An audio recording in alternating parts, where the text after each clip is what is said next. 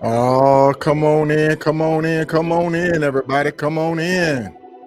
Welcome, welcome, welcome to another episode of Riding with K Solo, the podcast.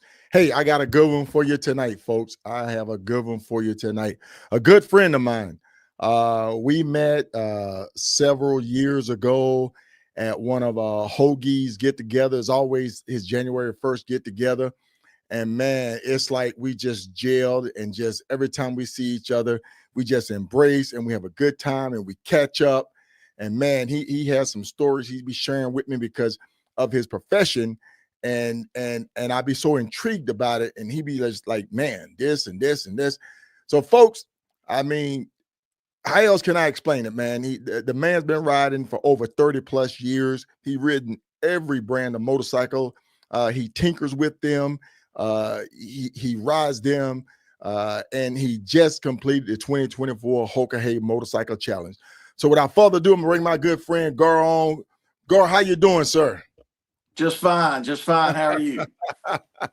I am good. I am good, man. Put Just my trying hat to on here for you. put your hat on. I know, right, man? We got our hats on, our matching hats, man. Hey, I appreciate the support. You definitely came through, man. You purchased some shirt, you purchased some merchandise, and I appreciate your supporting the podcast. I'll do anything for you, K Solo. You know it.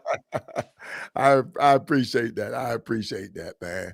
So you are based out of Kentucky, sir? Right. Pikeville, Okay. Kentucky. Pikeville, Kentucky. Just go ahead and briefly introduce yourself to the audience tonight. Look like we got some people coming on. Yep, we got some people on. So go ahead and introduce yourself. Okay. Well, my name's Garland Arnott. Everybody calls me Gar because I am a junior, and my dad was Garland and I was Gar. My son's a third, so we call him by the middle name, which is Louis. But anyway, you can call me Gar or Garland, whatever. I answer to anything, doesn't matter. Right. I've been riding since I was 18 years old. Got into it because of a preacher in a church I grew up in. Used to take me and his son for rides all the time in the summer, Right. and always wanted to ride. And got the opportunity to get a bike when I was 18. And I have not been without a motorcycle since. I've been practicing law for 30 years this year. Okay. So I probably, let's see, trying to think, 95. So probably been riding for 37, 38 years at this point. Wow. Yeah, I man. think is what it is. It's been 1988. Awesome. Okay. And your first bike was It was a 74 Kawasaki KZ 400. The KZ 400. That was the one in the garage, right? That was the one in the barn that my grandmother I told you about. Yeah. Yeah. My grandmother was almost 90, and I had gone home for the weekend, and my mom used to go take care of my grandmother all the time. And my dad calls and it's like, get up to your grandmother's right now. And I'm like, is everything okay? Everything okay? And everything's fine. Just get up here. And anyway, I went through all that, and I got up there, and Dad's like, go in the barn. And I'm like, what? He goes, go in the barn.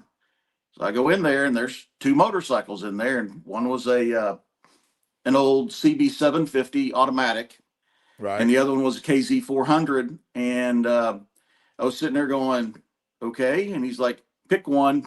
We'll load it up and take it home. And so I was sitting there and was like, I don't want to have to deal with anything with an automatic, because I know these things probably are not running and it's going to be a lot of work, and I don't even want to have to try and figure that out. Aside from the fact that it's a much bigger bike and all that stuff. And Right. So I just picked the KZ 400. We loaded it in the back of my dad's truck and brought it home. That was like in February of 88. And when everybody else went to spring break, I came home and worked on that bike and got it running before the end of the week and taught myself to ride. Right. Okay. And I've been riding since. And you've been riding ever since, man. That is awesome and incredible. I know up there in the area that you in Kentucky, man, that's some beautiful riding, some beautiful back roads up there. I've ridden up there. Absolutely beautiful. And there's actually a group on Facebook called Back Roads of Appalachia, They have Uh-huh. all the great rides. They've got an app. You can get all the different rides down.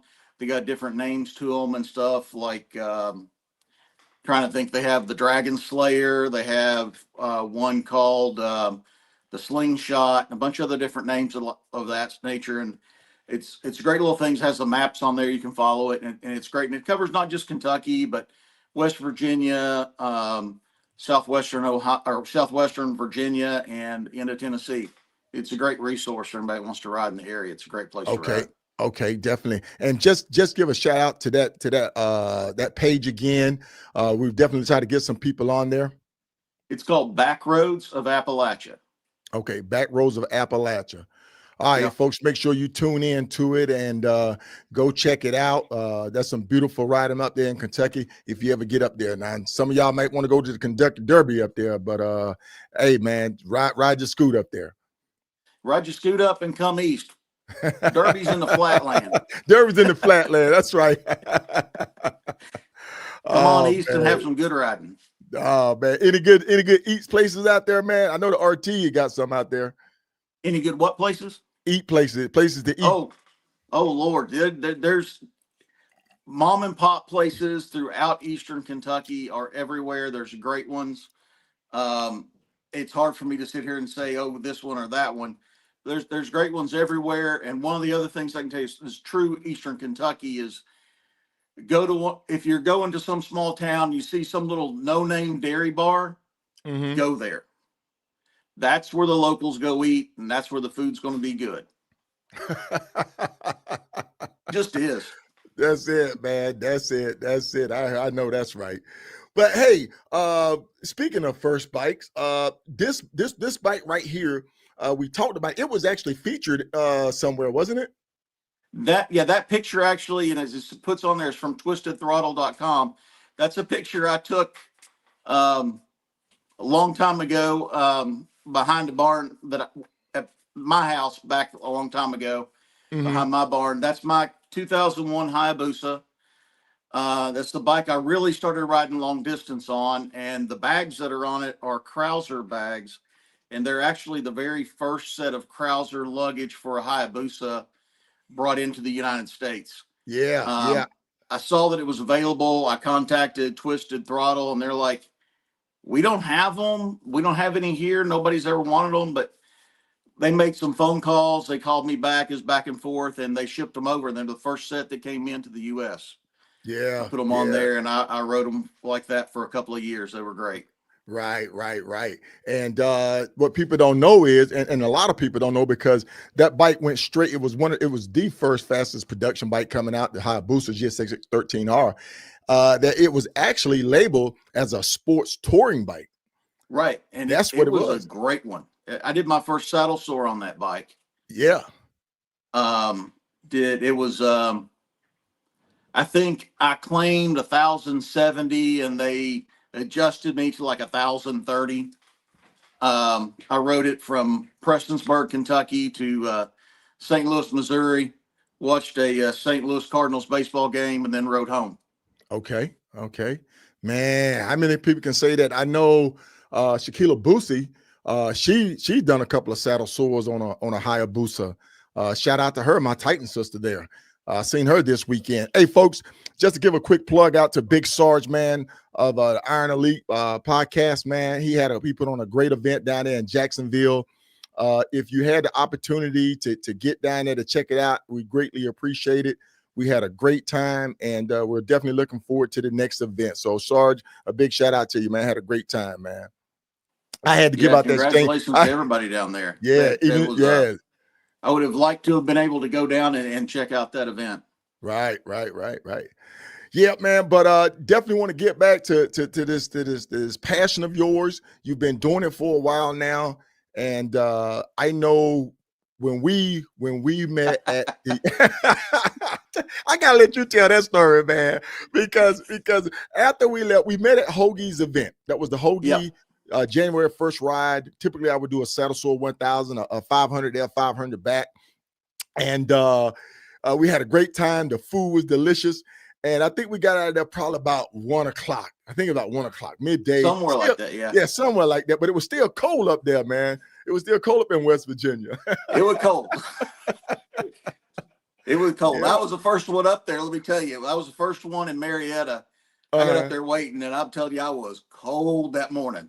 Yeah, yeah, man. But tell the people about this story because I didn't even realize that. Folks, he had a great photographer. I'm not going to brag about that photographer who took that picture, but he had a great photographer, and man, we still laugh and chuckle about that picture now.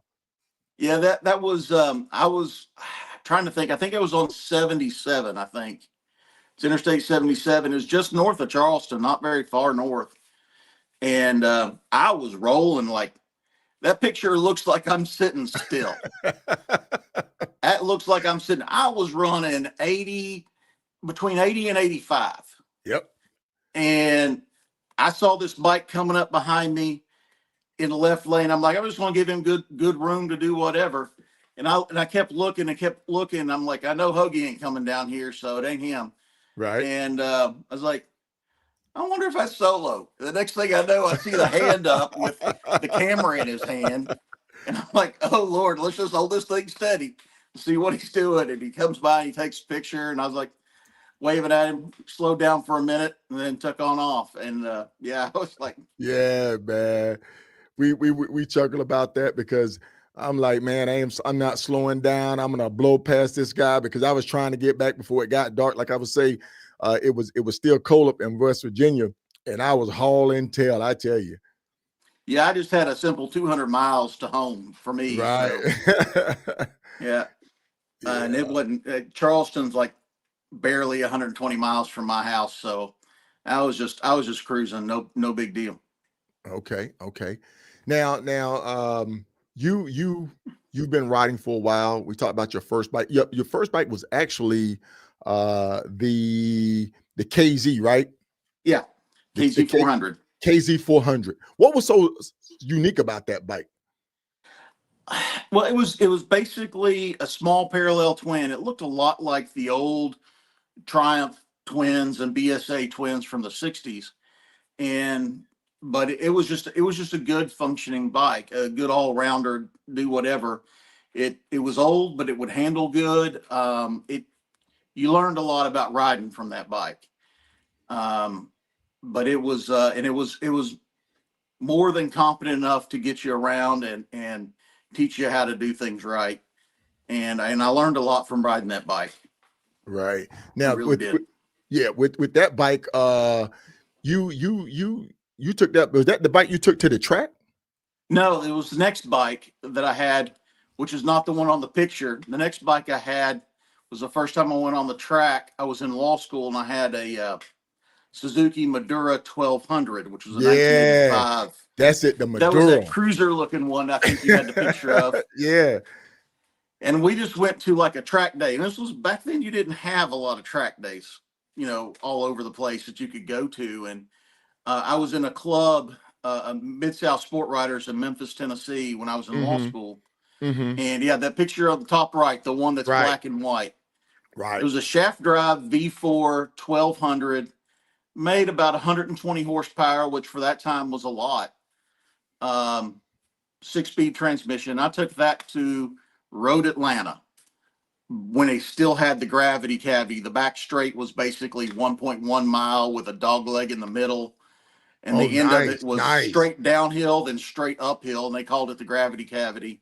And then you turn right, go downhill and turn right again. You're on the front straight. And I took that bike there and I was nowhere near the fastest guy on the track, but I was faster than every Ducati and every BMW on that track. Now that's what stood out the most about. Yep, that's what stood out most about it. Because I passed every one of them. Yeah. And they let you bring that shaft drive on the track, man. That's pretty awesome. That's pretty awesome. Yeah, back then they didn't care. And the guys that were faster than me, they were like, we were scared to pass you in a turn because I was sending a shower of sparks through every turn on that bike. Mm-hmm. Cut like a 45-degree angle in the boots I had on. And they're like, you are pushing that bike as hard as it can be pushed.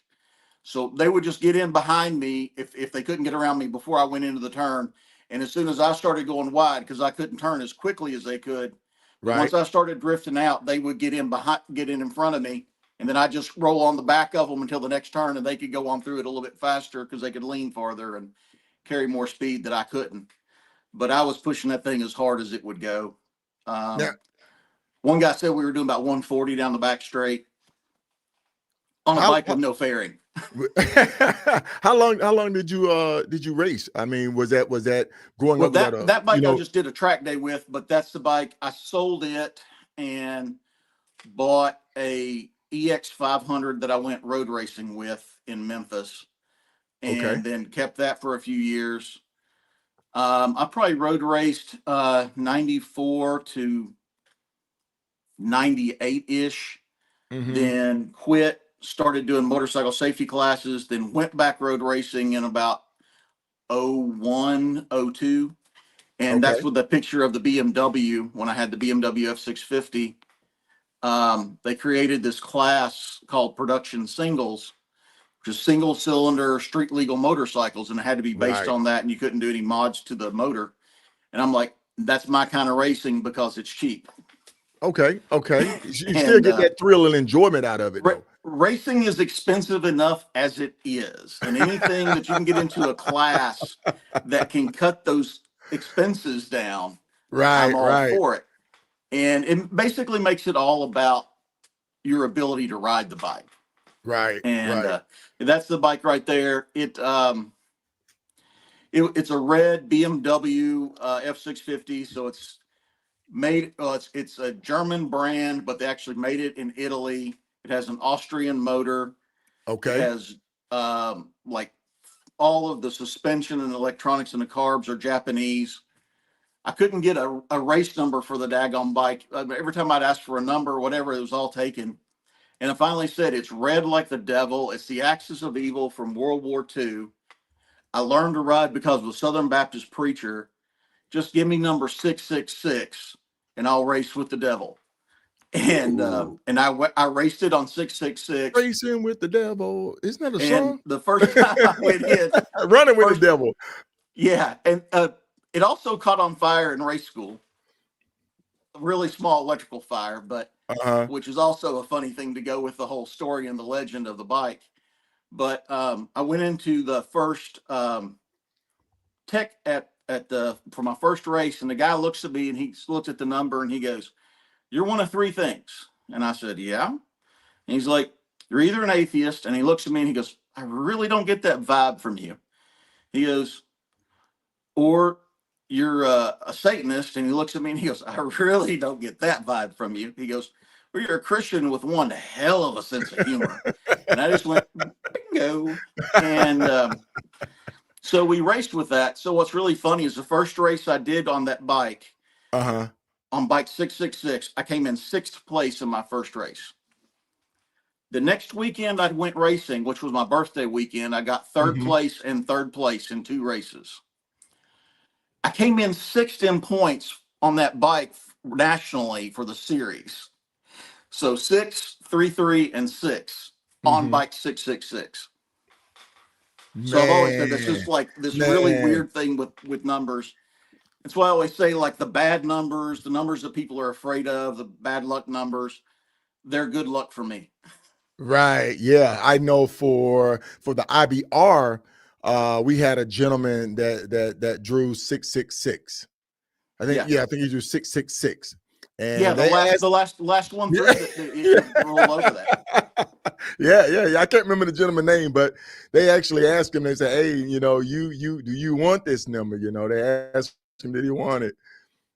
Yeah, I was But actually, yeah, when they were going man, through those you got to numbers, tell I me was about it. hoping they wouldn't get up to that number because I'm wanting to do the IBR, and I was like, it'd be really Okay. funny if I wound up getting that number. Oh man. Now you've done some rallies. You've done some cannonball rallies. You've done Yeah, I've uh done official rallies, like not, I mean, not that Hoagie's rallies and stuff aren't that, and he's done one that's more like a point rally, but right. I've done the Mason Dixon 2020. I did in 2005. I DNF'd. Hmm. I did it again the last year of it in 2020 when it was run combined with the Void Rally, and I Okay. finished mid-pack in it.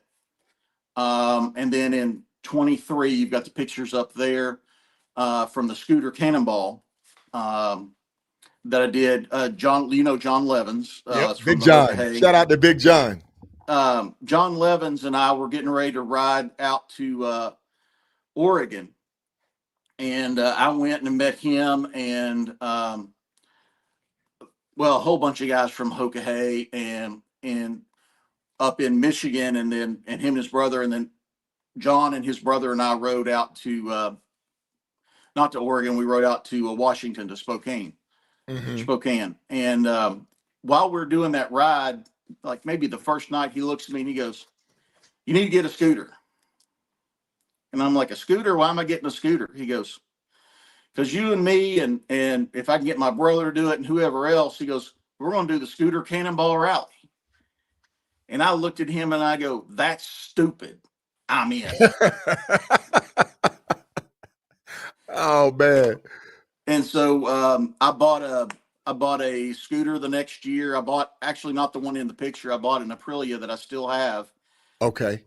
And I had some electrical issues with it in 23 in April. And I got real worried, like, oh God, I'm going to ride this thing across the country and I've got electrical issues here.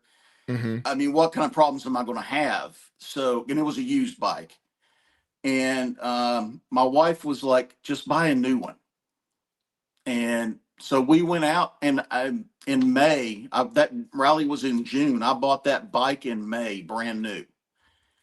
Brought it home, prepped it, and got 600-mile break-in mileage on it. Loaded it up in a friend's truck and shipped it out there.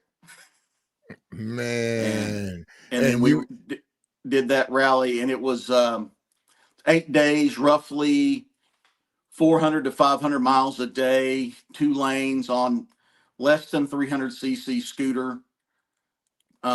It's, you've got bonus locations you have to go to and take a photo of, and you can only do each leg each day. It's like you can't get a day or 2 days ahead of anybody else, right. is the way they have it set up. It's Man, just a that's different format, but it's a lot of fun. right. It's so much fun. That's incredible. And I know we briefly touched on it for pre-production, but they have a cannonball run coming up Yes, they do. this year. They have one coming up this year. I know Kenneth Andrews is in it. I know Mark is in it. John is in it. Eric's in it. A whole bunch of Hoagy guys are in it. Folks, this is insane. I Yeah. mean, this is literally go It ahead. is. It is. I will say, John Levins was supposed to run it with me in 23 with his brother, Right. as was Joe Mears. And so Joe had a really, his father got ill, and so he went home Right. to be with his father. And then on the way out, John and his brother had went to the Hoagy off-year meetup that was out in New Mexico, I think it was. Arizona or New Mexico at Eagle's Nest. And they were riding out to California on their scooters from there. Excuse me. And they had a breakdown and they didn't make it to the start. So I was the only one of the 4 of us that were going to do it. So then I went ahead and did it, and it was a blast. I had a great time. That's an event where you can have a support vehicle. Right. And I had a friend of mine from high school, had a Jeep Gladiator that he rode as a support vehicle. He didn't, they can like ride right behind you, or they can go to scoot on up to the checkpoints. And he did a variation of all of that, took some good pictures, and we had a great time. Now with the and I was considered doing it. But it's just something you just don't jump right on a scooter and say you're going to do 1,000 miles on it, because first of all, they are strict on the size of the motor. I was looking at one few months ago, and it was a great deal. It was perfect. I said, man, this thing is good. I get around, get used to riding scooter, try to do something different, because the journey is the journey. And I picked the phone up and I called Joe. Joe and Bev, and I said, "Hey, Tennessee too." I said, "Hey, man, give me a little information about this thing." And I gave him the rundown, the nomenclature of the scooter, and he knew it, and he was talking the lingo, and it's almost like a subculture to Yeah. riding long distance. So that's what I love about it, man. It's a subculture to it. And so he was just running it down. He said, Solo, make sure it's this. Ask him about this, and then he got on the phone. He was talking to the lady, and he probably knew more about the scooter than she did. And because he was like, well, Solo is this and it's this. And this is what the typical problem with it is. Because when you get out there, like you say, man, there's not a scooter shop everywhere when you're riding these things. And you're looking at 1,000 miles on something that's running probably about 65 miles per hour, maybe 70. Am I correct?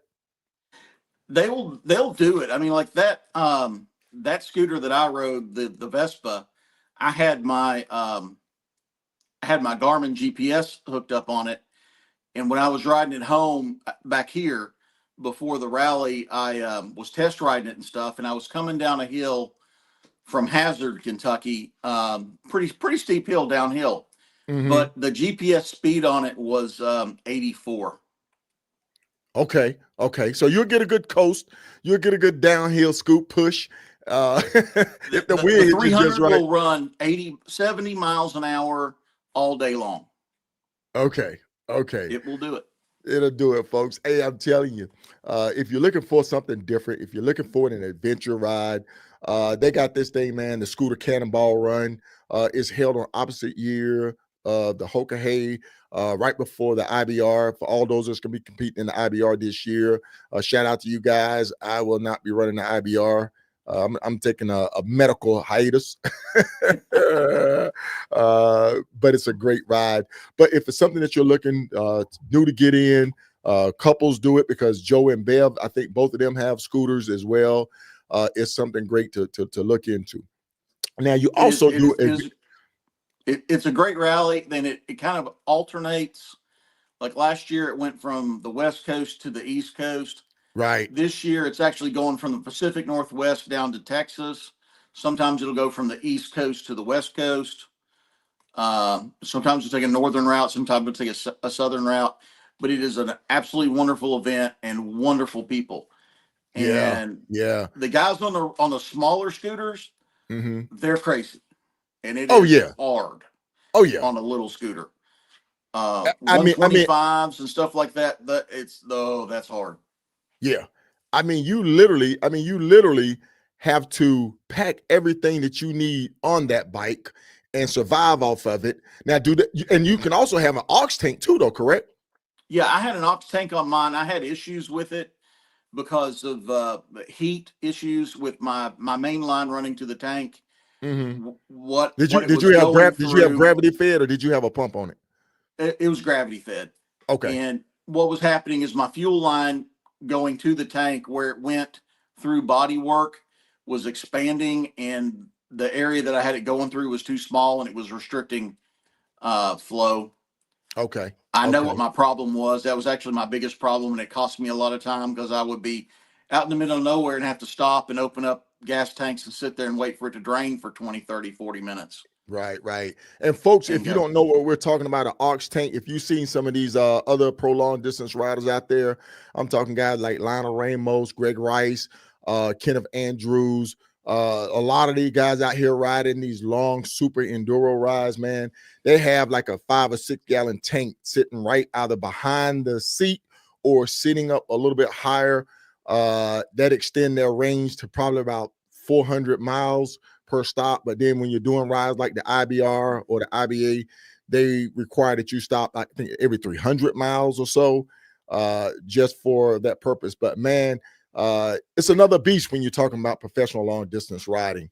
You will see some amazing things. These guys are like engineers. I think Greg Rice may have been a pilot or engineer of some kind, man, because his get down is amazing.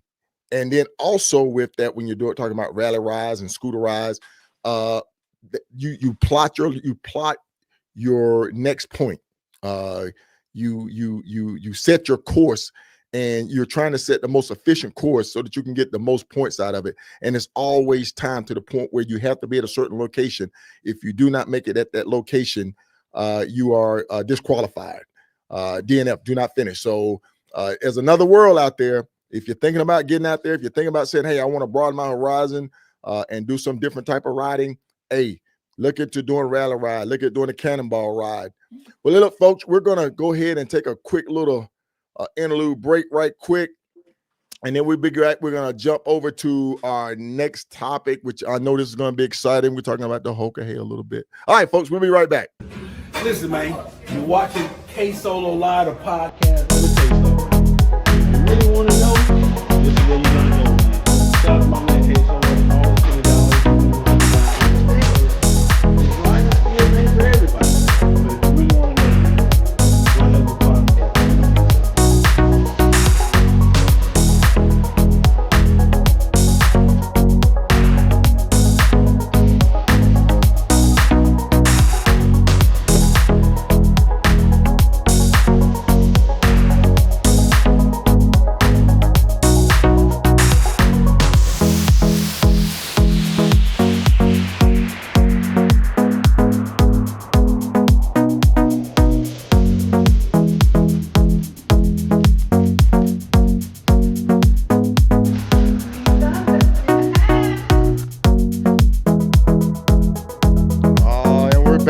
Back, man. I had to go fill up my cup.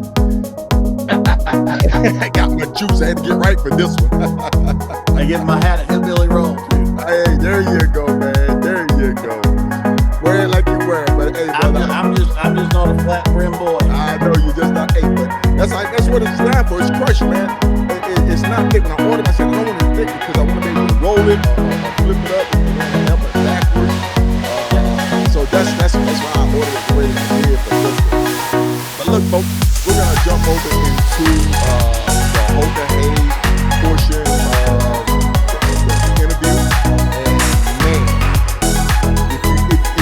if you watch the platform, if you watch coming on when we started doing this, we jumped right into the Hoagy, and it's been on ever since then. So I will be doing a recap of it. I will be getting some other riders on to talk about it because it's something that you never forget and it should be shared because a lot of people have already signed up and wanted to do it. The first 100 slots went so fast. It was done and gone, man. It was done and gone. But hey, sir, if you would just kind of tell us how did you find out about the Hoagy? What got you interested in it? Okay. I knew about the Hoagy when it first happened, like in 2010.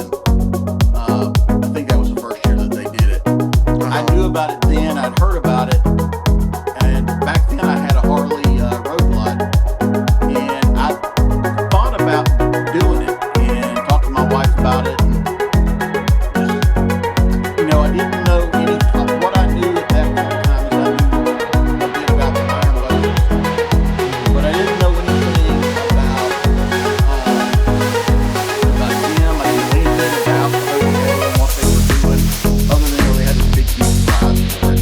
Right. But it was going from Key West to Omaha, Alaska, and I just didn't know anything about it. And there was a lot of stuff. There was a board, like I guess it was like an email group thing, like 9 associations on there. And I didn't know. Somebody was talking about it and all that stuff. I don't know if somebody thought it was something that was challenging the Iron Butt Association. I don't know. I'm not going to say whatever. But there was a lot of stuff on there that was negative. I'll just leave that. And the reality is we just scared me away from it. And that's fine. And that's honest. And that's 100% honest. That's good. Yeah, so straight up, I just didn't know. I don't live in an area where there's a lot of people that know the Iron Butt Association. There's not a lot of young business guys around here. Don't know me and I don't know them. But it's not something that's discussed, and a lot of dealers around, what few there are, don't know a lot about it because they're too busy running their business. And so it's hard to find someone, especially back then, in this area to talk about anything like that with. So I just kind of went, yeah, I don't know. And I didn't do it. And then I knew that they kept doing it. And several years later, I had changed over to the Triumph motorcycle, which is the one I was riding in the picture with the yellow jacket. Right. And I was at one of Hoagy's events, excuse me, and John Levins, Jose Carrera, and Coeb were all there, and I met them and met a bunch of other guys that had done the Hoka and said, hey, this is something I might really be interested in. This is a lot different than what other people were saying. Sorry, I have to get a drink there. No, we're sipping. Hey, we're sipping, man. And so I met those guys, and I've had a great friendship with all of them, especially John. Yep. Heck, I rode out west with him in, I don't know, 2021. I don't even remember what year it was, 21, 22, something like that. We rode out west. Right. But anyway, I realized at that point, yeah, at some point I've got to go do the Hoka. Okay. And then some other guys that I knew from doing Hoagie's Heroes rides, Aaron Durth and Aaron Durst, yep. Everett Halpin and John Santos, they all went and did it 2020. I think it was 2020 or 2022. They did it one or both of those years. Okay. And I was like, I've got to do this, but I needed to get some things straight. Right. As far as get my stuff together so that I could get the bike I wanted to do it with. Right. And that's when I after I did the scooter cannonball, at the end of that year, at the end of 23, I traded the scooter and my Triumph in and bought the Indian that I rode on the Hoka. Yeah. Right. Pursuit Dark The Horse Pursuit, there. the Pursuit Dark Horse, man. How did that thing perform? During the rally, wonderfully. Okay. We'll talk about that there at the end. Let's save a little bit of that. But during the ride, the bike was flawless. It never missed a beat. I wish there were more dealers to be able, because I couldn't get an oil change that I needed to get mid rally. Yep. And I wound up having to go get an oil change kit at one place and go somewhere else and get the oil changed. Yep. But other than that, which was not the bike itself, the bike itself ran great, has tons of power, brakes are wonderful, handles wonderful. Right. Folks, you're hearing it firsthand, man. Not taking away from any bikes. You know what I ride. And trust me when I tell you, Gar has ridden all makes and models of bike. As a matter of fact, he had a Road Glide and what was up with that Road Glide? What was it? That was a 2010. I got it in 2009. It was 96 cubic inch. It was a FLTRX, the Road Glide Custom. Yep. The main thing I did to that bike was suspension. Okay. I completely gutted the front suspension and put full cartridge forks in it and put full custom rear shocks on it. Just had like a stage 1 and it's from the factory 2-into-1. Okay. Had I can't remember what brand of head pipe on it, and the nightstick that comes through Harley as the muffler that you can adjust with the plates on the back. Right. Because I love those Super Trap mufflers. You're a Super Trap man, huh? One of my old club brothers used to love Super Trap, man. Like, man, get that old school like out of here. You can make them quiet and you can make them loud, and it's just like 3 bolts. That's old school right there, man. It's just like having fins on a bike. Super Trap. And I had a Harley, custom Harley Sundowner. I know it custom, but it is a Harley Sundowner seat on it that worked really well. And I did some stereo upgrades, but nothing major. But mostly what I did was suspension, trying to make the suspension work better. Because Okay. my background is I have had sport bikes and I've road raced, so I put a lot into. I'm real big on the suspension side of it, Okay. Good. and but I liked the bike in general.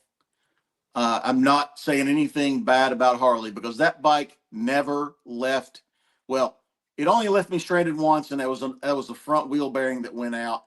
And I Mm-hmm. honestly think that it's because of the shop that did replaced my front tire, and I think they over torqued the front axle bolt. Okay. It's what I Okay. really think did it. But that was the only time it ever left me stranded.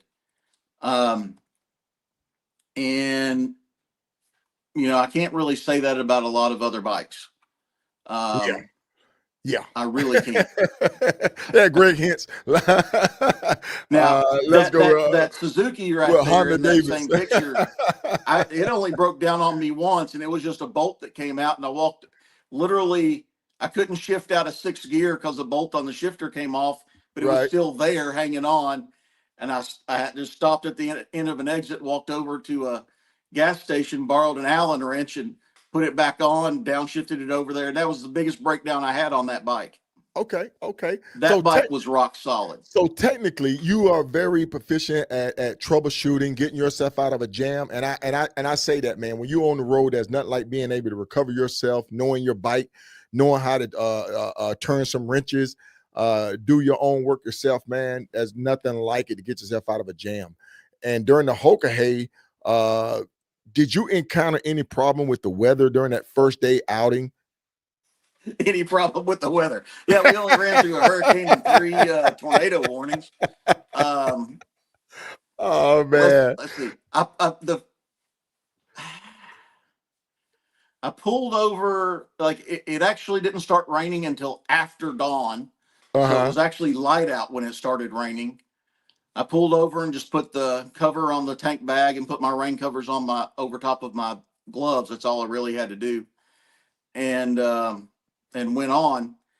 But and it was off and on all day. But when we got Mm-hmm. to the Keys, we stopped in the Keys at I started riding with a guy. Since a lot of those pictures, his name's Bookholder. He's from Okay. Illinois, Okay. and him Book holder. and Clint and I. Yeah, Clint. Bookie is he's the guy with the half helmet on, just not in the middle, but on the far left or far Okay. right as you look at the picture. But Okay. to my far left as I was standing in the picture. He's a Air Force vet. Mm-hmm. Bookie and I, from like halfway through the first day to the end, wound up. We met together at one gas station and wound up riding the whole daggone thing together. And Clint, who I think Clint is in the back of that picture. Yeah, I'm not that's sure. Clint. That's Clint right there, with the glasses on in I the can't middle. see it. It's so small. And Okay. hold on. Let me put on my old man glasses. Oh no, Clint's right in the dead center of that Yeah, picture. he dead center with the bandana on his head. Yeah, we Clint, rode Three Flags Classic twice together. And Yeah. actually, I not tooting the horn, but I said he can ride this. Let him in. And man, he showed his butt. Clint can ride. He rode with us. Like we wound up at the end of the first day when we stopped to sleep. Him and some other people wound up with us, Mm-hmm. and we wound up. Bookie and I and Clint and all those other people wound up riding for several days together. And in the end, Bookie, Clint, and I finished together. Yep. So all but the first day I rode with Clint. Okay. And I rode half of the first day without Bookie and did all of it but half of the first day with Bookie and all of it but the first day itself with Clint. And that's the three of us there finishing together. Right. Yep. We're not even going to talk about that little mishap up there in the upper right hand corner yet. Let's save that one. That's the end. That's after it's over. Oh man. Was it everything that you had seen, heard, prepared for? Okay. Was it I'm going to challenge say there? this. And this is something I've not told you this. And I've not said this to very many people, but I'm going to admit this. I am not a person, if you've known me, I'm not a person that has anxiety issues at all. I've always been described as being generally rather even keeled, but I will wear my emotions on my sleeve. So if I'm upset, you'll be able to tell, but I'm just not ready to kill people. But generally, I try and be pretty even keeled, and I handle a lot of things, I think, relatively decently. Not always, but I try to. And I don't get nervous real easy. I mean, and probably, I don't know if most of the people, I don't think it's been said, my job is I'm an attorney. I try cases. You're an attorney. You're a I'm a professional. public defender. I have tried a few. We don't try tons and tons of cases here because we get a lot of them worked out. So it's not like I'm in trial every week or every month even. Actually, right now, I don't think I've tried a case in a couple of years because we've gotten them all worked out. But I'm not a person that freaks out when, oh God, we've got this, or oh God, we've got that. I generally can handle pressure relatively decently. But on the morning of the Hoagy, and I've done all these other events, ridden like 17 or 18 iron butt rides, 2 other rallies, plus the scooter cannonball. But the morning of the Hoagy rally, I have never had anxiety like I had that morning. I don't know what was going on with me. It was like that. It was crazy. I didn't know. Right. I was like, what am I getting into? I have never had that feeling before. Wow. And I think part of it is that I had never done anything as far as the actual mechanics of how that event runs. Okay. The turn by turn. The whole no map, no GPS, all of that. Sleeping outside next to your bike. And with everybody starting like that, and it wasn't like the sleeping out doesn't bother me at all. I've camped all my life. That wasn't it. It was, I don't know, something with the way the start was, the way everything was lined up. That start is no joke. It's honestly no joke. Boogity, man. Boogity. It was nervous as heck. And then as we get started, it didn't ease up because we wound up, you can't pass anybody for so long. Like John Levin started it, and you had to go past him. You had to pull off before you could pass anybody. Right. And all these people way up in front of us are gone.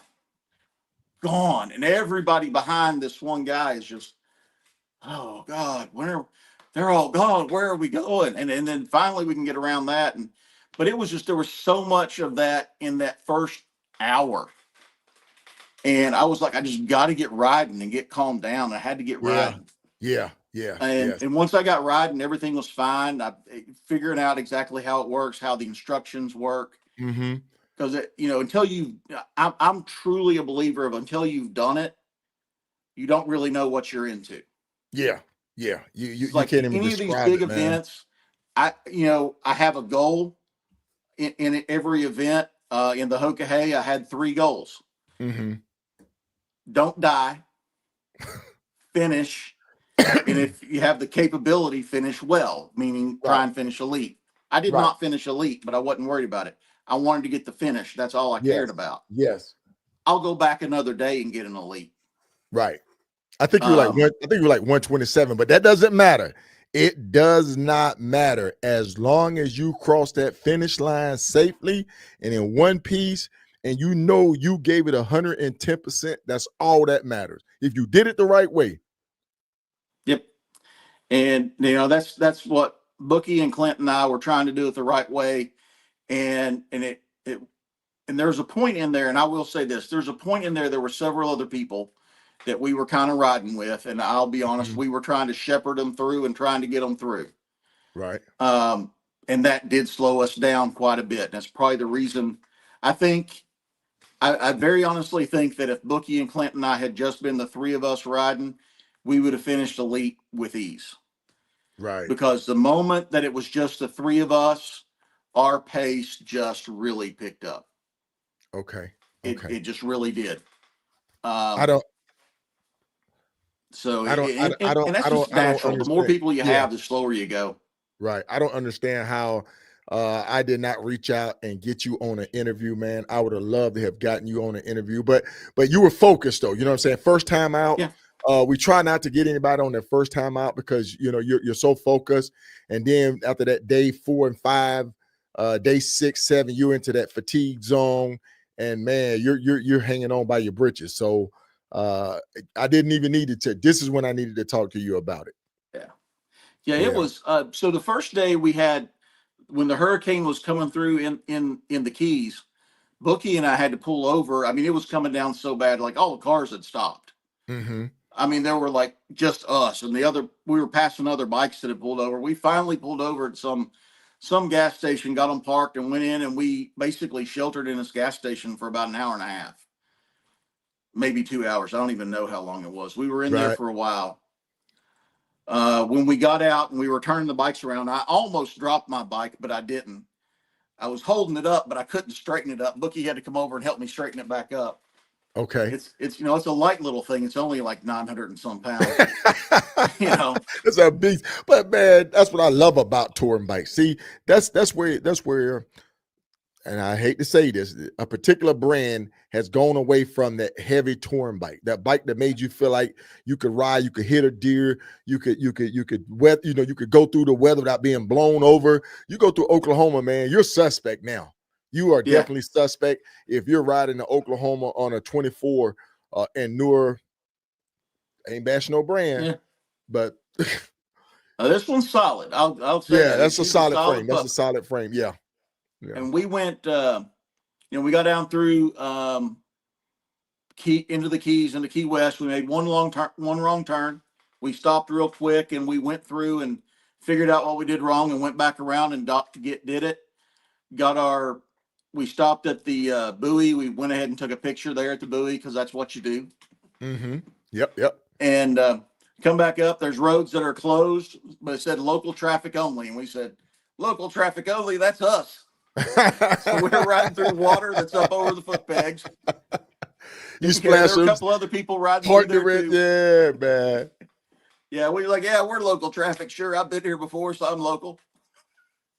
And we got on out. Got on out of the Keys that night. And we wound up staying the first night. I would have loved to have gone farther, but it just wasn't in the cards. Right. And we got right up to Homestead, and we stayed the first night in Homestead. And I was, and then from there, like I said, we came on out. The next day, honestly, I have to say day 2, just the number of turns and everything you have to do, trying to keep track of the directions. Uh-huh. And then at some point, I don't know that it was that on that day or within the next day,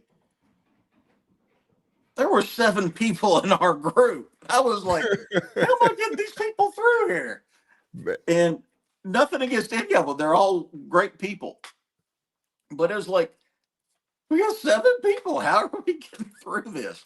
And, things happen from here, there, and wherever. And we made it to Rogers, Arkansas. There's safeties in numbers, brothers. There is safety in numbers.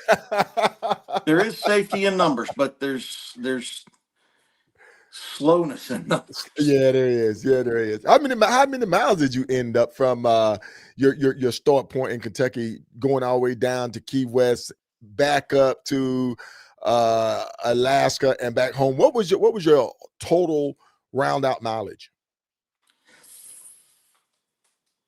I'm not sure the total mileage just for that trip. I know I put 21,000 miles on the bike last year.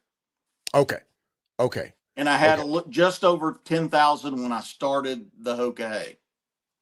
Okay. And so it was like it was probably right at 11,000 for coming down from here to Daytona is like 650, 700 miles. Mm-hmm. And then I rode down, and then we rode up to Alaska. I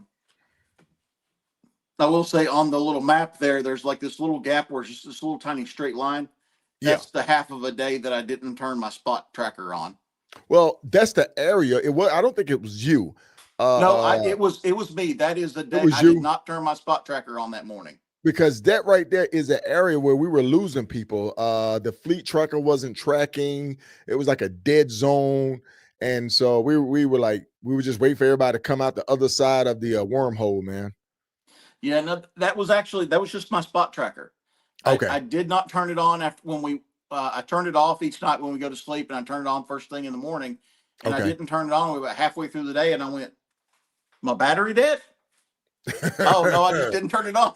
Yeah. I've done that many a time. Hey, Kodak, the ground pounder, man. He said he met you. Gar, my brother, I met you on the road before. I remember you telling us that you were a lawyer. You remember Kodak? He rides a white Harley Davidson with a Chevy emblem on the front, and then he also has a 24. Sounds real familiar, but I'm about where? Kodak, where did you bump into Gar at? Where did y'all meet at? Oh man, next episode, man, I'm gonna have this phone line back up and running, man, because we got to get those call-ins going, man. I love the call-ins. But hey, Garp, it's been great, man, having you on. But I do want to know about this right here. I do want to know, why is your bike taking a dirt nap in the back of a U-Haul? Okay. I made it through the entire Hoagy rally, did the whole deal, got up to Homer just fine. And Clint and Bookie and I were all getting ready to leave. And we were going to ride together as far as we could to get on home. And I didn't make it out of Homer. And I'm coming out of Homer, and my entire display panel just lights up like a Christmas tree. And I'm like, oh my Lord, what's happening? And I pull into the gas station right there, right before you get into Homer, and started looking at it and going through it and trying to figure out what's going on. And it was it was a cooling issue. Well, I was full of coolant and trying to find the reservoir, had the seat off and going through everything. And it was like, okay, well, we got some coolant. It looked like it may have been down a little bit, but we topped it off, but it didn't seem to me to be fine, good to do that. And so I was like, well, let me take the tank off, because the actual it's not the thermostat, but the actual cap for the radiator is under the gas tank. And my point of reference here is I've already replaced the fuel connecting line once on this bike before this event, because it had failed on me. And we take the tank off, check everything, it's full, everything's topped off, put it all back on, and had everything kind of hooked up, but something wasn't right, and had to unhook that fuel line one more time to get everything lined back up. And when I go to put the fuel line back in, it won't seat. And it's that the fuel line connector would not seat and connect. It has failed, that little plastic part on the end of the fuel line. And so at that point, you're dead in the water, nowhere to go. Wow. And I'm 600 miles from the only Indian dealer in the whole state of Alaska that probably doesn't have an extra fuel line, because you can't buy the connector. You have to get the whole fuel line. You have to get the whole fuel line. So I'm 600 miles away from that. I'm already like, there's no way at this point that I can ride this bike home, because I've got to be back at work at a certain time. And Clint was like, well, if you can get it down to my house, and we can fly out of there. But then I've got to get it home, and we couldn't get it out. So just to make it all the longer story short, I wound up renting a U-Haul, taking the bike to Anchorage, and shipping it home. It turned out to be more than that fuel connector that was wrong with the bike, because the water pump had gone bad. That's why. I mean, like the water level was all fine. I wasn't sure if it was a thermostat or what, but actually the fuel pump was, or not the fuel pump, but the water pump had gone bad. And so I wouldn't have made it very far if we got it back running anyway. So Bookie had to go up to the next town, Soldotna, to get a U-Haul, then brought that back to me. And then we loaded it up, and I drove the bike to Anchorage and had it tied down in the back of that U-Haul in that trailer. And, you know, that road has got a lot of bumps and everything on it. And I was stopping every 50, 60 miles, checking on the bike. It was fine. Everything was good. Everything was good. In the last 50 or so miles, which was the smoothest part of the road going into Anchorage, and I never felt anything. And apparently I hit a bump that got um, one of those tie downs loose, and it just popped out, and it leaned right over. And when I pulled into the hotel in Anchorage, I looked back there and I went, "Oh Lord!" Got it up, and you know, got it on down to a bike shop there called the Motorcycle Shop, most appropriately named store there is. Where was that? Where was that at again? That shop? It was called the Motorcycle Shop. It's in Anchorage. They Okay. were the place that the shipper. That's the place that created the bike and Okay. got it ready for shipping. The shipper used them as their thing. They're a dealer for other brands like BMW, Royal Enfield, Yeah. Because KTM, and I all the remember when I KTM was brands and Kawasaki and all that stuff. But they're actually were really nice. They work on other bikes. They Mhm. changed Bookie's tire for him because nobody else would. He went and bought a tire at a Wow. Honda dealership, but they wouldn't change the front tire. So he has Victory. Okay. And so that shop changed Bookie's tire so he could ride home. And they were all really nice, and I shipped my bike home. Okay. And so I had to go, got a ticket and flew home, and that's basically Man. what it was. Man, okay. But hey, it's just like riding a steed, man. Your horse got you there, it made it, and it made it to the finish line, and then that's when it just you rode the heck out of it, man. It was meant to be. It was meant to be. It did its job. Exactly. It did its job, man. And that's what I say about 2022, man. When I crossed the finish line and my bike looked like it was just tore up from the floor up, I said, you have definitely got me here. Rest well, my girl. Rest well. I remember Also, following you in that one. I followed you from start to yeah. finish on that one. Yeah, man. I was Kodak said, you following. know that I have a bad memory. Okay, he can't quite remember, but he definitely know he bumped into you and he told you it was a turning. Hey, Bolo. Hey, man, thanks for joining us, folks. We are been at this for about an hour. I wanted to kind of just highlight my friend, Gar. You know, an outstanding run, man. You do it the Gar way. That's going to be a new slang. Do it the Gar way. And I truly appreciate you coming on the show tonight, man. You not only are you an advocate in your community, you're a public defender. You participate in charity rides, organization such as Hoagy's Hero. You come up to the taco run out in Medicine Park, Oklahoma. You are IBA rider. You are a Cannonball rider. You are a Hoagy member. And did you say you were going to do the IBR, or you are thinking about doing the IBR? Not this year, but next year. You're at the next. We're not supposed to say stuff on social media. Oh, you know how that is. But I got have you. a full That's dance card for June. That's a good test. That's a good test right there. Oh man, I love it, folks. I have a dance card in June. Yeah, man, folks, he's going to be at the dance. And when we talk about the dance, we don't talk about the dance. That's good stuff, man. That's good stuff. I love it, Gar. I love it. Is there anything else you would like to share with the folks tonight? It's been incredible having you on. Your journey has been amazing. The only thing I can really say is don't follow the crowd. Do it your way. Ride what you like. Ride what makes you happy. You know, they always say, I buy the bike, buy the bike. Buy the bike that makes you smile. I walked into a dealership one time back in 2021. I was going to buy a Suzuki Bandit 1200 because it's a good, solid sport touring bike.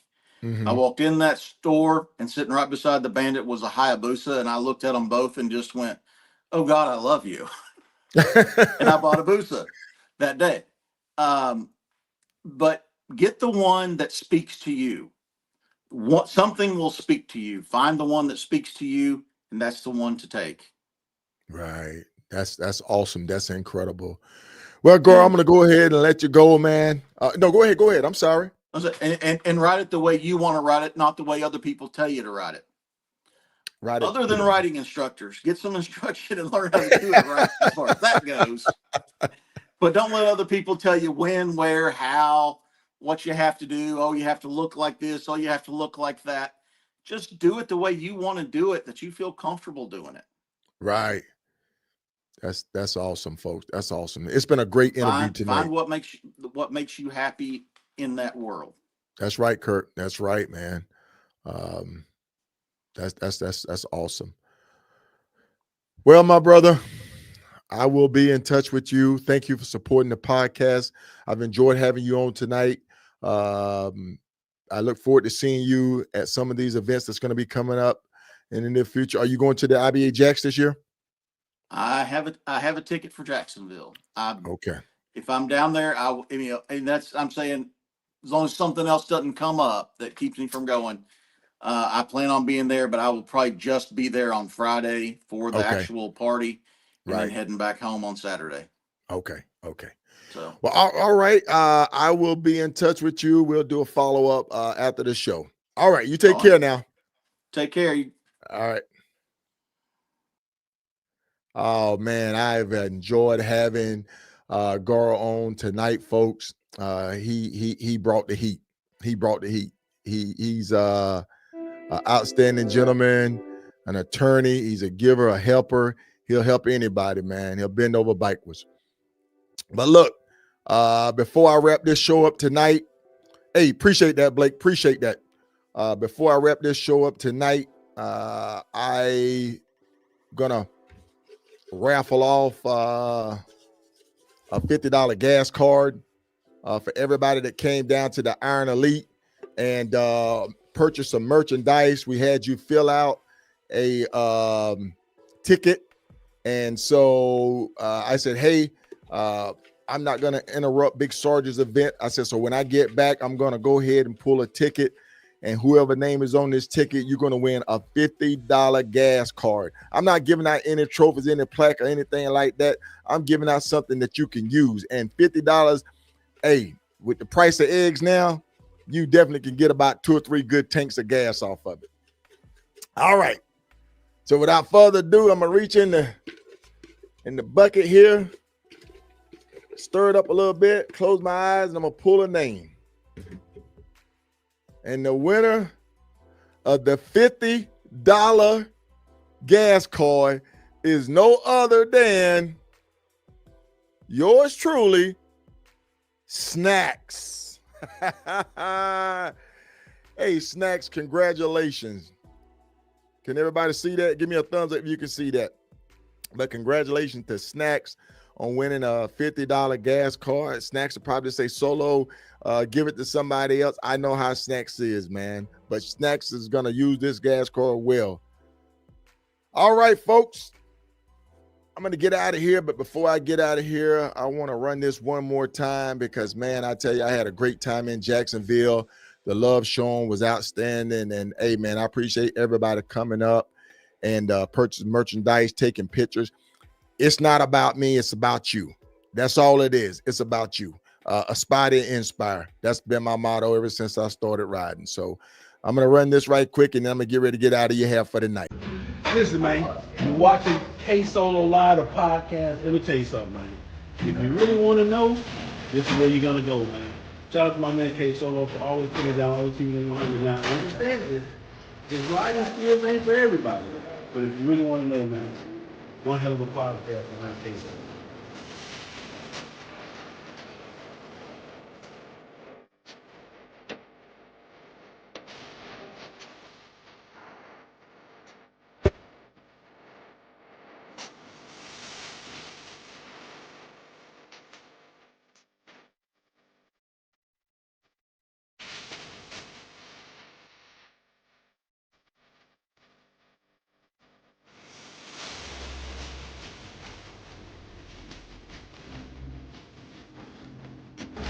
Me brother in the house.